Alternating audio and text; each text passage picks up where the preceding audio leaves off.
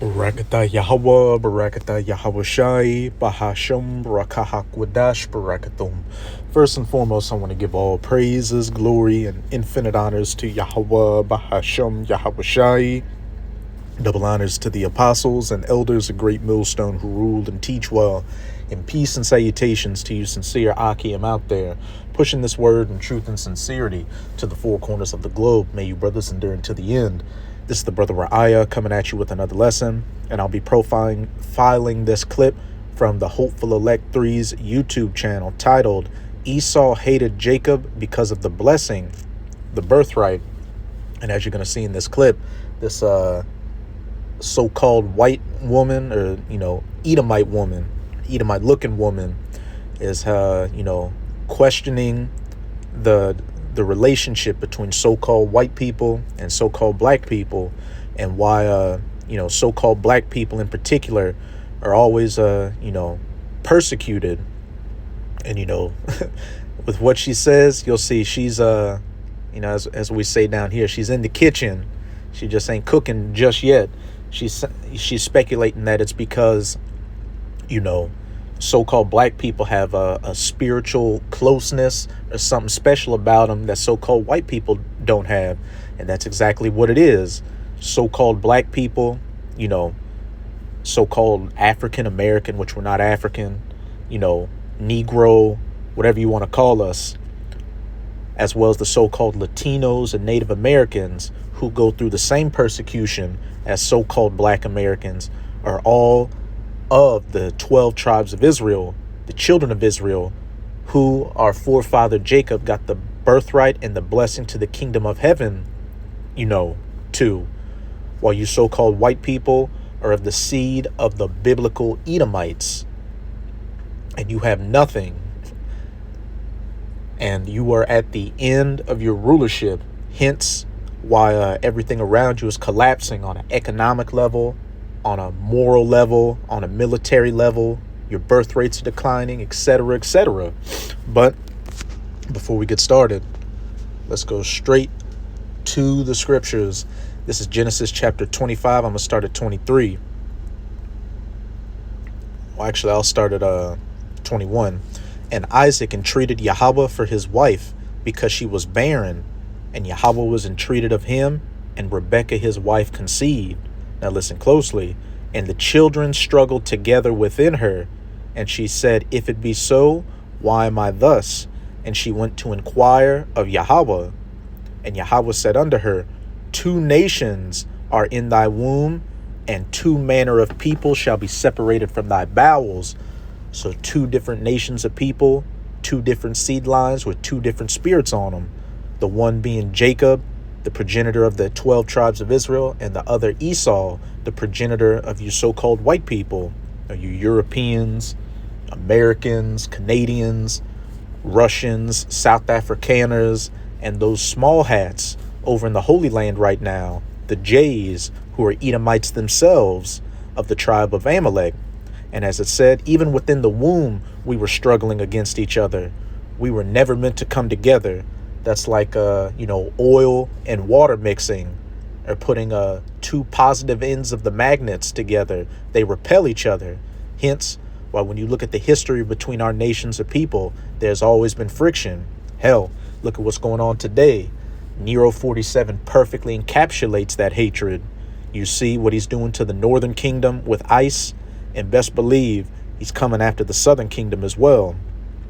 But as I said, and the one people shall be stronger than the other people, speaking of the Israelites. Because let's be frank, you so-called Negroes, Latinos, and Native Americans, you're stronger than these Edomites. You're better looking than these Edomites. You're more intelligent. You just got the sauce. You got the flavor. And you're the children of the Most High. And I mean, just look at our captivity under these Edomites for the last 500 years or so. Jake is taking it with a smile on his face. And, Jake, you still got other nations of people trying to be like, so-called black people, so-called Latinos, so-called Native Americans. And here we are at the bottom of society. As it says in the book of Sirach, he that is honored in poverty, how much more in riches. But he that is hated in riches, how much more shall he be despised in poverty? You Edomites, everybody hates you. The only reason people deal with you is because you're in power right now and have all the money. When you're taken out of power, you're going to be seen as the trash that you always were and always will be. You're weaker than us. You're less intelligent than us. You don't have that stopping power in the bedroom. You have biblical leprosy, so you can't go out in the sun like that. You're just completely through.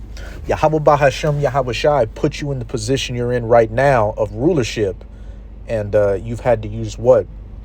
Pseudosciences, pharmaceuticals, putting things in the water and in the food to dumb down our people and just completely oppress our people. And then on top of that, we have the curses on us. So it's easy for you Edomites to paint that picture of us being the lowest of the low. But even then, like I just said, people still want to be like the so-called Negroes, Latinos, and Native Americans. Like Paul Mooney said, everybody wants to be a nigger, but nobody wants to be a nigger. But as it continues, and the elder shall serve the younger, because Esau came out first and Jacob second. And when we are back in power in the kingdom of heaven, you're going to serve us as slaves along with the rest of the heathen nations. But now I'm going to jump down to the descriptions of Jacob and Esau. And the first came out red all over, like an hairy garment, and they called his name Esau. And they got that term redneck. And you Edomites aren't white, you're red. You lack melanin in your skin, hence why your blood shoots forth through your skin. You're clean lepers.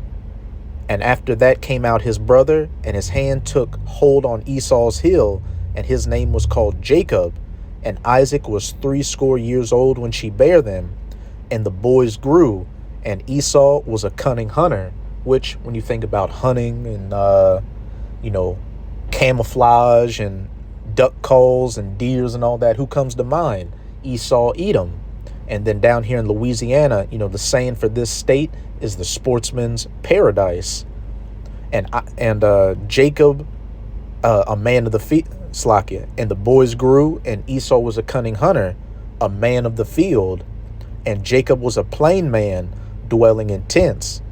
And, Jake just likes to chill in the house, chill with the family, barbecue, listen to music, all those things. But let's get that word plain in the Strongs, which is H535 Tom, which in the outline of biblical usage says perfect, complete, perfect, one who lacks nothing in physical strength, beauty, etc., sound, wholesome, complete, morally innocent, having integrity. And that's the true spirit of our people. We're better looking than you. We're more intelligent than you. We're healthier than you. But we're at a handicap because we're under the curses. And where it said morally innocent, having integrity, there's that famous quote from that piece of shit devil, Christopher Columbus, when he came, to, over here in the Americas, first around the Caribbeans, and he was observing the Northern Kingdom over here. And he said, these people are so peaceful and, generous that with 50 men, I'm roughly paraphrasing, I could enslave them. Hey, being morally innocent and having integrity. And that's the mind of a devil, just to slay, to kill, to butcher, and to murder, which is the history of you devils. But before we continue, let's go to Genesis chapter 27, verse 38. Back in 25, you can read about how Jacob supplanted Esau's birthright from him by giving him that red pottage, those lentils and uncooked meat. But now we're reading about how Jacob supplanted the blessing to the kingdom of heaven from Esau, which in the spirit, Jacob was always meant to get both of those things.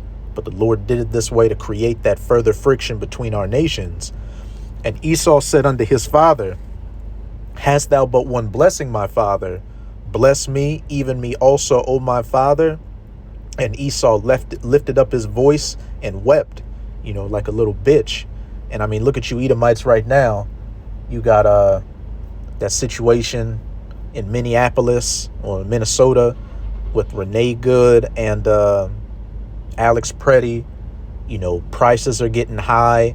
You're losing, you know, your so-called white privilege, and things haven't even gotten bad yet, and you Edomites are already crying and complaining and moaning, talking about how too hard it is. Well, hey, you got 1,000 years of things even worse coming your way. But this just goes to show that what our people have been going through it for hundreds of years and still taking it. But for what, a couple of decades, you Edomites are going through it, and you're already collapsing. Verse 39. And Isaac his father answered and said unto him, Behold, thy dwelling shall be the fatness of the earth and the dew of heaven from above. Hey, as it says in Job 9, verse 24, the earth is given into the hands of the wicked. And as we can see, you Edomites are currently in control of the planet right now. And the fatness of it, wherever there's a major resource trade, you Edomites have your hands in it. And the dew of heaven from above, you know, you've got your satellites and space stations and other assets in low orbit space. Verse 40, and by thy sword shalt thou live. And that's the other part of your blessing that you gain the fatness of the earth with. Your sword, your military prowess, which when you look at these last 500 years or so of colonization, how is Esau able to run roughshod with the musket, the cannon? Then you had an evolution to the machine gun, airplanes, fighter jets, bombers, all the way up to your ultimate sword, the nuclear weapon. And shalt serve thy brother, and it shall come to pass when thou shalt have the dominion that thou shalt break his yoke from off thy neck. Because, under King David and King Solomon, until the end of his reign, Israel had you Edomites in subjection. But after Solomon's reign, you Edomites started getting your sovereignty back. And then you really started coming into power with Alexander the Greek, the Macedonian, then the Roman Empire. Then you fell for 1,000 years or so during the Dark Ages. And then you came back into power during the Renaissance or the Rebirth. But as it says in 41, and Esau hated Jacob because of the blessing wherewith his father blessed him. And this was on top of our forefathers already fighting in the womb as babies. And Esau said in his heart, the days of mourning for my father are at hand, and then will I slay my brother Jacob. So Esau hated Jacob and wanted to slay him for supplanting the blessing and the birthright. And that sentiment is in Esau's seed, these so-called white people, unto this very day. So, without further ado, again, Esau hated Jacob because of the blessing, the birthright, and this is a fair use copyright disclaimer. I do not own any of the footage in this clip, nor do I stand to gain from it monetarily. It is simply for educational purposes.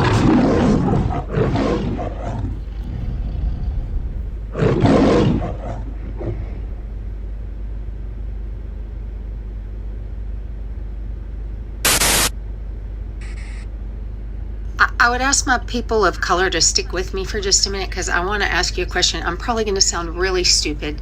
So please, if anything I say sounds offensive, it's not meant to be offensive. It's because I'm learning and I don't have the correct vocabulary. So, if you haven't followed me, I'm an attorney. I've worked in the criminal justice system. I know there's systemic oppression. I have seen it. I have fought against it. I have children who are biracial, and I have seen how people look at me when I walk into the store with my daughters versus without my daughters. I've seen it. I know I only have just the slightest idea of what my people of color have gone through over the years, but I know that it's real. But I also know that I don't know very much because I was raised the privilege that this skin and my blue eyes allowed me to have. And school was easy for me. So, I didn't have trouble in school. So I was able to be educated. All the privilege that comes with that I now acknowledge that I didn't even know what it was until, really I started opening my eyes to it in Black Lives Matter. And and realizing how bad systemic racism is across the board. But I have an idea, and again, I'm probably going to sound stupid because I bet you guys have known this for centuries, that the reason that black people especially and have been persecuted is I think you guys have some stuff that we don't have. I mean, I think you may have some power. I don't know what else to call it. Spiritual closeness, something. Israel is Yasharallah in the Hebrew, which means prince, he, power, princes of the power. And as we just read in Genesis 25 and 27, we have the blessing and the birthright to the kingdom of heaven. And Jacob was a plain man. He was perfect. He was wholesome, filled with integrity, not lacking in beauty nor strength. I've been a person of faith my whole life, and I love Jesus, and I've always sought after Jesus. And Jesus is not his name. The true name of the Son of the Most High is Yahweh. As Elder Malcolm always goes into, Jesus goes back to what? G, earth, sus, pig, earth pig, a complete mockery of the Son of the Most High. As it says in Revelation 11, verse 8, his image was crucified, over here in America, and they set him up as a so-called white man with blonde hair, brown stringy hair, and blue eyes. But my whole religious foundation is crumbling because I'm seeing all the lies in the church. I still love Jesus and what he taught, but is there a place you guys could point me to try to read about that, to learn about that? Am I off base, or I know I'm probably so late to the party, and y'all probably are gonna think that. Hey, as it says in Isaiah 25, verse 7, and that covering cast shall be removed off of all the people. As we get closer and closer to Yahweh's second coming and the end of Esau's rulership, that spiritual truth is coming out here. Who the Israelites are, who the Edomites are, the names of the Lord and his son, and what? That this whole Christianity thing was nothing but bullshit. Bullshit set up by a bullshit nation. I'm ridiculous, but I want to learn. I want to do better. And I can't do better unless I learn better. And I want to learn for my friends and for my country and for my children. So if there's truth to that you guys know of, that there's somewhere you can point me books or somebody to follow or study, I want to try to learn to see, why is it that black people have been singled out for hundreds and hundreds of years? Y'all got something special that they're trying to take away? I think that. Hey, Esau hated Jacob because of the blessing and the birthright. And also, these elites of these heathens, chiefly of these Edomites, know who we are, hook, line, and sinker. And they know our closeness with the Lord and our power with the Lord when we're obedient unto him. So they've done everything they could to cut us off from our power, from our identity, which is also spoken about in the scriptures. This is Psalms chapter 83. I'm going to start at verse 1. And the header reads, God implored to confound his enemies. So the Most High has enemies. And let's see who they are. A song or psalm of Asaph. Keep not thou silence, O power. Hold not thy peace, and be not still, O power. For lo, thine enemies make a tumult, and they that hate thee have lifted up the head. They have taken crafty counsel against thy people, so-called Negroes, Latinos, and Native Americans, and consulted against thy hidden ones. And, we have been hidden from our identity. Hence, why we have these bywords on us: black, Mexican, Latino, Native American, nigger, spick, African American, all these things. They have said, listen closely, come and let us cut them off from being a nation, that the name of Israel may be no more in remembrance. And, brothers always reference it. Our apostles, I believe it was back in the late 80s or early 90s, they said they were out preaching with the 12 tribes chart, and a limousine pulled up, and a bunch of well-to-do looking Edomites in business suits got out, looked at the chart, and said, "How did you get this? We spent billions of dollars to hide this from you." So, hey, right there, they have consulted with one consent. They are confederate against thee to cut us off from being a nation, that the name of Israel may be no more in remembrance. Now let's hear who the enemies of the Lord are. The tabernacles of Edom, first and foremost, you so-called white people, and the Ishmaelites, you so-called Arabs, which, when you go back to Abraham, who was chosen to be the son that would get the rights of a son, Isaac, over Ishmael, which Ishmael was, his firstborn, but he got put aside, just like the Lord put aside Esau for Jacob. Of Moab, you so-called Chinese, and the Hagarenes, which I believe is another tribe of the Ishmaelites.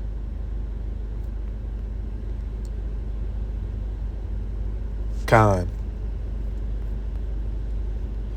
Gabal and Ammon, the so-called Japanese, and Amalek, mentioning you Edomites a second time, putting emphasis on it. And the Amalekites are those small hats who call themselves Jays over in the Holy Land. The Philistines and the inhabitants of Tyre, speaking of you Hamites, or so-called Africans, the true Africans. So all these nations have confederated against us to cut us off from our power, because they know that when we are at one with our power, our Lord defends us and they can't do anything against us. Which brings me to Judith chapter 5. I'm going to start at verse 5. And this is an account of when the Neo-Babylonians were coming against the southern kingdom. And Nebuchadnezzar sent his general Halifanes, and he was taking counsel on how to, take down the southern kingdom, Judah, Benjamin, and Levi, who were in the land at that time. Then said Achior, the captain of all the sons of Ammon, so-called Japanese person, who was amongst Halifanes' ranks, "Let my lord now hear a word from the mouth of thy servant, and I will declare unto thee the truth concerning this people, which dwelleth near thee, and inhabiteth the hill countries, and there shall no lie come out of the mouth of thy servant." And now I'm going to jump down and get to the point. And, he's going through the history of us going into Egypt, the Exodus, all the way up until today. Well, all the way up today of that time. Verse 17, "And whilst they sin not before their power, which sinning is the transgressions of the law, they prospered, because the Most High that hateth iniquity was with them. But when they departed from the way which he appointed them, they were destroyed in many battles very sore, and were led captives into a land that was not theirs." And, at this time, the northern kingdom, which had fallen deeply into idolatry, was taken out of the land and brought into captivity by the Assyrian Empire. And then, look at today, the northern and the southern kingdom had fallen off, from truly following the ways. And, you had the northern kingdom over in the Americas with the Native American culture, the Aztecs, the Mayans, the Incas all throughout Central and South America. And then our people, over in Europe and the west coast of Africa, being the Moors following Islam, or, that Roman Catholicism, that Roman Christianity. And, we were led into captivity all the way up until this very day. "But when they departed from the way which he appointed them, they were destroyed in many battles very sore, and were led captives into a land that was not theirs, and the temple of their power was cast to the ground, and their cities were taken by the enemies." And we know that the first temple was destroyed by the Neo-Babylonians with the help of the Edomites. And the second temple was destroyed by the Roman Empire, straight up Edomites. But This third temple that's being built amongst the elect is a spiritual temple, so there's no way you can tear it down. Verse 19, and when you read in Deuteronomy 28, it talks about the curses of what would happen to us if we stop following after the laws, statutes, and commandments, which included us going into captivity under our enemies. But now are they returned to their power, much as the elect has today, and are come up from the places where they were scattered, and have possessed Jerusalem, where their sanctuary is, and are seated in the hill country, for it was desolate. Now therefore, my Lord and Governor, if there be any error against this people, and they sin against their power, let us consider that this shall be their ruin, and let us go up, and we shall overcome them. All these nations that confederated against us to cut us off from being a nation, that the name of Israel shall be no more known. Getting our people to follow after these false identities and these false lifestyles. So what? We would be away from following after the laws, statutes, and commandments in our power, so that these heathens could do whatever they wanted to us. Verse 21, but if there be no iniquity in their nation, let my Lord now pass by, lest their Lord defend them and their power before them, and we will become a reproach before all the world, which is what we're seeing happening right now spiritually. You Edomites are being exposed, and the elect are being raised up. And then eventually Yahushua is going to make his second coming to save his elect and put down you heathens, beginning with you Edomites, permanently. That may be part of it. Do I sound crazy? I don't know anymore. The world has seemed so crazy that I'm questioning everything. But really, there's got to be a reason. And it's got to be something that you've got some power that they want to take away, right? Or is it something else? Tell me if I'm off base. And I know it's not your job to teach me. I know it, but I do need some help getting pointed in the right direction, because I have no idea where to even go to research this. So, thank you. Go love you. Hey, she was in the kitchen. It's like that movie Sinners. Jake's got that music in him, that song, which Esau wants to, take away. But there's no way you can take away this new song that's in the elect, goddamn devil. But that's it with this video. With this video, I hope you sincere, Akim and Akwath were edified. Just keep strong. We are almost out of this final wicked captivity of the heathen nations, chiefly of the Edomites. And as always, I'm going to say Abad Babal, Kwam Yasharala, and until next time.